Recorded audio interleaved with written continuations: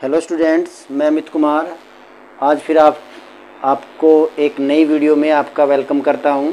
और आज की हमारी जो वीडियो होगी, इस वीडियो के अंदर हम internal structure of the earth का अध्ययन करेंगे, ठीक है ना। तो in this video we will discuss about internal structure of the earth. चलिए तो चलते हैं हमारी नई यात्रा में। तो यदि मैं बात करता हूँ इंटरनल स्ट्रक्चर ऑफ द अर्थ की, तो यानी कि इसका कोई ख़ास 100% प्रूफ नहीं है कि जो ये बातें की जाती है, बट ये अनुमानों के आधार पर ही है, ठीक है ना। क्योंकि इतनी गहराई तक कोई नहीं जा पाया, आज तक कोई नहीं जा पाया है। बट टेम्परेचर के आधार पर, प्रेशर के आधार पर and according to the volcanic eruptions कुछ बातें सामने आई है। उन बातों को मैं आपके सामने रखूँगा। और चलिए तो चलते हैं। जैसे कि ये हमारी अर्थ है और ये अर्थ इस पिक्चर में दिखाई दे रही है कि 3 हिस्सों में बटी हुई है। बेसिकली इसके 3 हिस्से हैं। अपर लेयर जिसे हम क्रस्ट कहते हैं, मिडिल लेयर जिसे हम मेंटल कहते हैं, और सेंटर लेवल जिसे हम की कोर कहते हैं, ठीक है ना। तो चलिए और देख लेते हैं और अच्छे से देखते हैं कि जैसे ये आपको अर्थ दिखाई दी होगी, इस अर्थ को हम बेसिकली 3 बड़े भागों में बंटता हुआ देख रहे हैं। ये सेंटर, ये मेंटल और ये ऊपर की क्रस्ट, ठीक है ना। तो चलिए, ये सेंटर में आपको क्या दिखाई दे रहा है? Inner core. जैसे कि मैं अभी बताया, ये क्या हमारा इनर कोर। ये जो आपका रेड कलर में दिखाई दे रहा है, ये आपका मेंटल है। और ये जो आपका थोड़ा सा ऑरेंज कलर में दिख रहा है, ये आपका क्या है? ये आपका मेंटल है। और ये आपकी क्रस्ट है। और ये 34 किलोमीटर तक नीचे तक है। यदि हम नीचे ड्रिल करके नीचे जाए तो 34 किलोमीटर तक की है, ठीक है ना।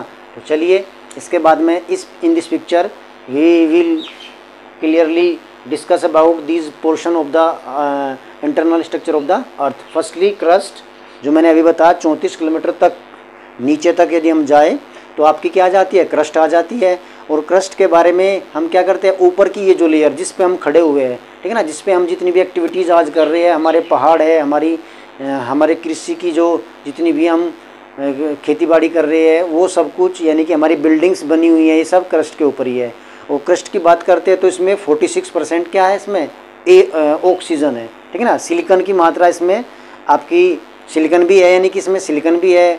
और बाकी सभी एलिमेंट्स इसके ऊपर थोड़ी थोड़ी मात्रा में पाए जाते हैं। लेकिन सबसे ज़्यादा की बात करते हैं तो ऑक्सीजन इसमें सबसे ज़्यादा होती है, ठीक है ना।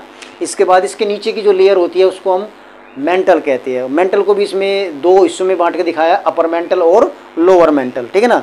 और मेंटल की यदि मैं बात करता हूँ तो ये आपका मिडिल लेयर है। इस मिडिल लेयर के अंदर क्या होता है? आपके सियोल और सीमा पाई जाता है। यानी कि सियोल का पूरा नाम क्या है? ये सिलिकॉन और मैग्नीशियम से मिलकर बना हुआ है। इसके बाद सीमा का क्या है? यानी कि इसमें सिलिकॉन और आपका क्या होता है? एल्यूमिनियम होता है, ठीक है ना, सीमा और मैग्नीशियम। तो ये इन चीज़ों को मिलकर बनी हुई है आपकी।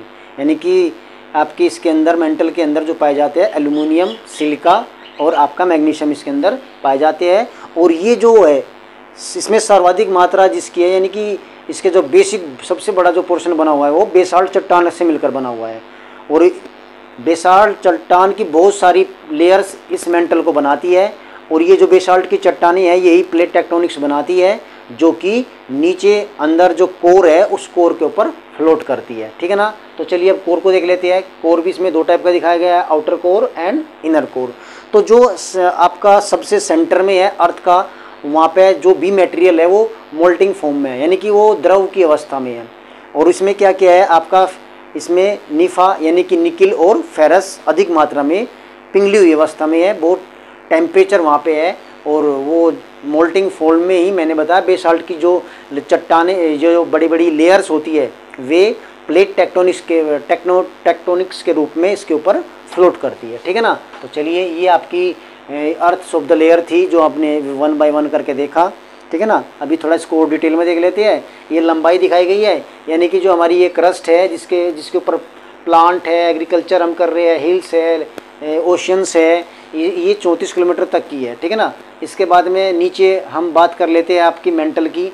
2900 किलोमीटर यानी कि 2900 किलोमीटर तक नीचे आपका स्टार्ट हो जाता है मेंटल, ठीक है ना। इसके बाद में नीचे आए तो बहुत हम बात कर लेते हैं 5100 किलोमीटर आउटर कोर आता है। और जो इनर कोर की बात करते हैं हम, वो आपका लगभग 6300 किलोमीटर नीचे तक आपका क्या है? इनर कोर है, ठीक है ना। तो ये चीज़ें आपने देखी किस प्रकार से क्या था।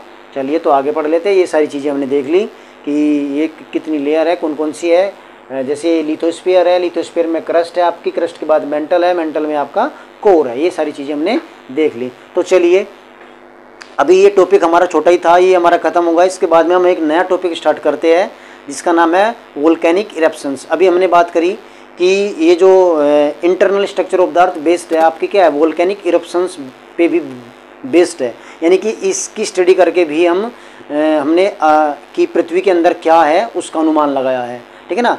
तो ज्वालामुखी क्या होते हैं, किस प्रकार से होते हैं, हम बात कर लेंगे। तो बेसिकली ज्वालामुखी कहते किसे है, ज्वालामुखी एक ऐसी प्रोसेस है जिसके अंदर क्या होता है, जो इनर आपका जो मटेरियल है, जो हमारी अर्थ है, अर्थ के अंदर जो इनर मटेरियल है वो प्रेशर और टेम्परेचर की वजह से क्या होता है, एक प्रेशर लगाता है क्रस्ट के ऊपर, और जहाँ से भी क्रस्ट क्या होती है वीक होती है, उस क्रस्ट को तोड़कर बाहर निकल आता है, ठीक है ना। तो उसे आप क्या कहते हैं, मैग्मा कहते हैं। जो मोल्टिंग फॉर्म में जो बाहर आता है वो क्या होता है, मैग्मा होता है। और जो नीचे पहाड़ की रूप में नीचे ढलता है और वो ठंडा हो जाता है, वो ठंडा होकर ज़मीन पर क्रस्ट के ऊपर फैल जाता है, उसे हम लावा कहते हैं, ठीक है ना। तो ये आपका मैग्मा, यानी कि जो मोल्टिंग फॉर्म में अर्थ के अंदर होता है फटने से पहले, उसको हम क्या कहते हैं, मैग्मा कहते हैं। और वो जो मैग्मा बाहर आता है उसको बाहर आ जाता है, बाहर आने पर उसको हम क्या कहते हैं, लावा कहते हैं, ठीक है ना। तो ये एक जो नेचुरल फिनोमिना है और ये लगातार होते रहते हैं, ठीक है ना। तो ज्वालामुखी मैंने बताया, when the earth crust are broken and lavas come out and settle on the crust, this is known as volcanic eruptions, ठीक है ना। तो वोल्केनिक इरप्शंस के बारे में हम बात कर रहे हैं, ठीक है ना। ये पिक्चर भी आपने देखी होगी, ठीक है ना। तो सबसे जो ऊंचा, यदि हम बात करें, इक्वाडोर के अंदर आपका ज्वालामुखी है सबसे ऊंचा, ठीक है। तो ये चीज़ें हम देख लेते हैं। और जैसे भूमध्य सागर में भी आपका एक ज्वालामुखी फटता है, इसको हम स्ट्रोम्बली कहते हैं, भूमध्य सागर का प्रकाश स्तंभ, यानी कि वहाँ पे भी वो लगातार फटता रहता है, ठीक है ना। तो ज्वालामुखी के बारे में तो आपको पता लग ही गया होगा कि आखिर ज्वालामुखी कहते किसे है, ठीक है ना। तो ज्वालामुखी कहते किसे है, वो चीज़ें आपकी होगी। तो यानी कि पृथ्वी के अंदर से जो भी गैस के रूप में, लिक्विड के रूप में मटेरियल बाहर आता है, ठीक है ना। और बहुत सारा धुआं भी, उसमें एसिड भी आती है, ठीक है ना, फोग भी, धुआं भी आता है, ये सब कुछ चीज़ें उसके अंदर बाहर निकल आती है। तो उसे हम क्या कहते हैं, ज्वालामुखी कहते हैं, ठीक है ना। वोल्केनिक इरप्शन कहते हैं। And now we will discuss about types of volcanic eruptions.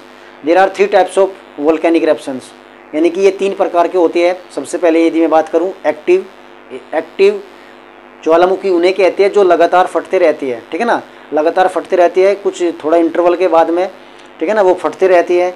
Second type का हमारा क्या है, डोरमेंट, यानी कि जो कुछ समय बाद फटते रहती है, यानी कि जिनको टाइम लगता है फटने में, थोड़ा सा रुक रुक के फटते हैं, उन्हें हम क्या कहते हैं, डोरमेंट वोल्केनिक इरप्शंस। और एक हमारे होते हैं एक्सटिंक्ट, यानी कि जो कभी फटे होंगे बट अभी उनकी कोई फटने की संभावना नहीं है।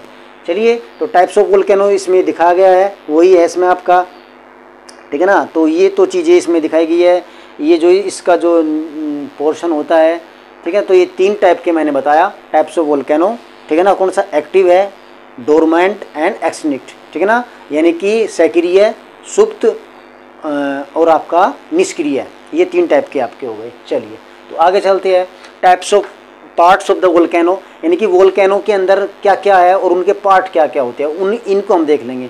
तो सबसे शुरू करते हैं, ये जो जहाँ से मोल्टिंग फॉर्म में जो मैग्मा, सबसे पहले ये क्या है, ये मैग्मा है, ठीक है ना। ये जो मोल्टिंग फॉर्म में गर्म टेम्परेचर की वजह से, प्रेशर की वजह से ये जो मोल्ट हो गया मटेरियल, और ये मटेरियल जब बाहर आने लगता है तो इसे मैग्मा कहते हैं। और मैग्मा की जो मेन वेन होती है, यानी कि मेन रास्ता होता है, उसे हम क्या कहते हैं, वेंट कहते हैं, मेन वेंट कहते हैं, ठीक है ना। इसके बाद में लेयर ऑफ द लावा, ये तो बाद की बात है। इसके बाद में ये जो ब्रांचेस भी बाहर निकलती है, इन ब्रांचेस को हम सेकेंडरी वेंट कहते हैं।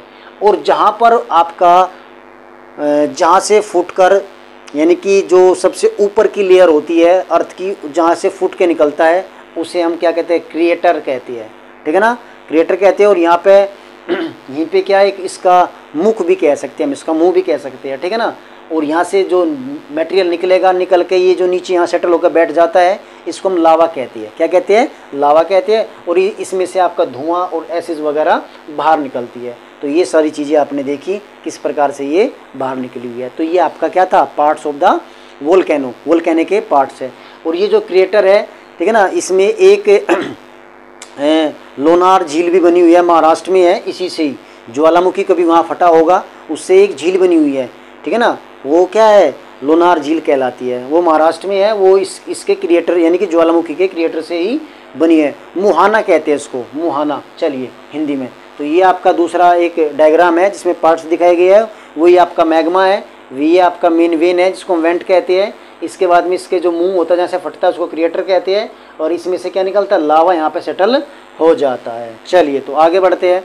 इसके बाद में यानी कि ये जो लावा है, ये लावा जो सेटल हो गया, इस लावा ने क्या बना दिया? एक चट्टान बनाई, ठीक है ना। एक चट्टान बनाई और इस चट्टान का नाम क्या है? इग्नियस रॉक्स है, यानी कि आग्नेय चट्टान, इग्नियस रॉक्स। तो अभी अगला हमारा जो टॉपिक होगा वो क्या होगा? टाइप्स ऑफ रॉक्स, यानी कि रॉक्स के प्रकार हम पढ़ेंगे कि कितने प्रकार की आपकी चट्टानें होती है। तो basically there are 3 types of rocks in this picture. We will see our rocks are 3 types: igneous rocks, sedimentary rocks and metamorphic rocks. These are the 3 rocks. यानी कि चट्टानें 3 प्रकार की होती है: आग्नेय चट्टान, अवसादी चट्टान और रूपांतरी चट्टान। तो अभी जैसे ज्वालामुखी के फटने से लावा जमने के बाद में एक पहाड़ बनाया और उसी चट्टान को, उसी रॉक्स को हम क्या कहते हैं? इग्नियस रॉक्स कहते हैं, आग्नेय चट्टान कहते हैं। ये जो आग्नेय चट्टान होती है बड़ी ही महत्वपूर्ण होती है क्योंकि ये कठोर होती है।